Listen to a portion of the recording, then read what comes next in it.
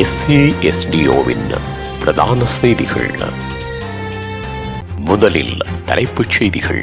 இலங்கையின் எரிபொருள் நெருக்கடி தொடர்பில் வெளியான முக்கிய அறிவிப்பு. விவசாயிகளுக்கு வெளியான நற்செய்தி, இலவசமாக 55,000 மெட்ரிக் டன் உரம். சபாநாயகருக்கு எதிராக நம்பிக்கையில்லா பிரேரணை. குரங்குகளுக்கு கருத்தடை, அனுர அரசின் அடுத்த திட்டம். இலங்கை வந்தவர் கட்டுநாயக்க விமானத்தில் கைது. அமெரிக்கா தலையீட்டுடன் சிரியாவில் புதிய அரசாங்கத்தை அமைக்க முயற்சி. தொடர்பன விரிவான செய்திகள். தாயக செய்திகள்.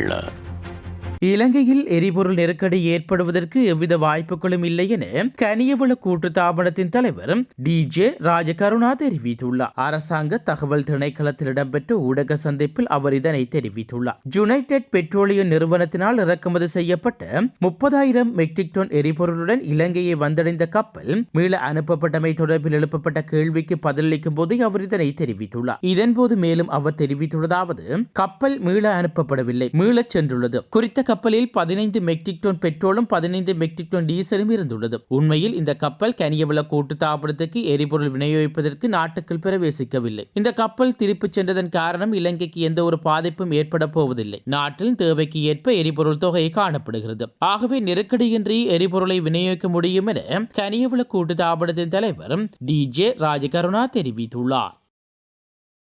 55,000 மெட்ரிக் டன் பூந்தி மரம் மானியத்தை நெல் மற்றும் தென்னை விவசாயிகளுக்கு விரைவில் இலவசமாக விநியோகிக்கப்படும் என விவசாய கால்நடை நிலங்கள் மற்றும் நீர்ப்பாசன அமைச்சு லால்காந்த தெரிவித்துள்ளார். குறித்த கையிருப்பானது உலக உணவு திட்டத்தின் மூலம் இலங்கைக்கு இன்று மானியமாக வழங்கப்பட்டுள்ளது. மியூட்டேஸ் ஆஃப் பொட்டாஸ் என்ற இந்த பூந்தி உரமானது ரஷ்ய அரசு நிறுவனமான ஜூரல் கெமின் தயாரிப்பாகும். இதன்படி மானியமாக வழங்கப்பட்ட உர கையிருப்பில் 50 வீதத்தை நச்செய்கைகளுக்கும் எஞ்சிய 50 வீதத்தை தென்னை செய்கைக்கும் பயன்படுத்துவதற்கு கடந்த 9ஆம் தேதி அமைச்சரவை தீர்மானித்திருந்தது. ஒரு பருவத்தில் நெல் பயிர் செய்கைக்கு பயன்படுத்தப்படும் மியூட்டேட் ஆஃப் பொட்டாஸ் உரத்தின் அளவு 25,000 மெட்ரிக் டன் இருப்பதால் அப்பருவத்தில் நெற்பயிற்சிகை செய்யும் விவசாயிகளுக்கு இலவசமாக உரம் வழங்கப்பட உள்ளது. மீதமுள்ளவை தென்னை பயிற்சிகளுக்கு பயன்படுத்தப்படும்.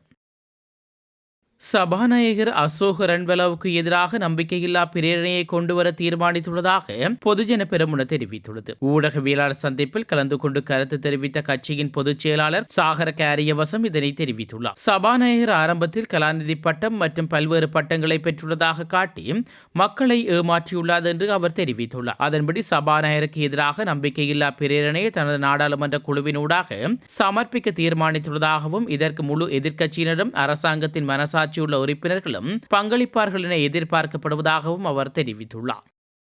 குரங்குகளின் இனப்பெருக்கத்தை கட்டுப்படுத்தும் நோக்கில் குரங்குகளுக்கு கருத்தடை செய்யும் திட்டம் நடைமுறைப்படுத்தப்பட உள்ளதாக தகவல்கள் வெளியாகியுள்ளது. குறித்த முன்னோடி திட்டம் மாத்தறையில் ஆரம்பிக்கப்பட்டுள்ளதாக புத்த சாசன மற்றும் கலாச்சார அலுவல்கள் பிரதி அமைச்சர் காமகிதர திசாநாயக்க தெரிவித்துள்ளார். மாத்தறை மாவட்ட ஒருங்கிணைப்பு குழு கூட்டத்தில் அவர் இதனை குறிப்பிட்டுள்ளார். அவர் மேலும் தெரிவிக்கையில், இந்த முன்னோடி திட்டத்திற்காக விவசாய அமைச்சினால் 4.5 மில்லியன் ரூபாய் ஒதுக்கீடு செய்யப்பட்டுள்ளதாக பிரதி அமைச்சர் தெரிவித்துள்ளார். குரங்குகளை கருத்தடை செய்வதற்கு கால்நடை வைத்தியர்களின் உதவி எடுக்கப்படும்.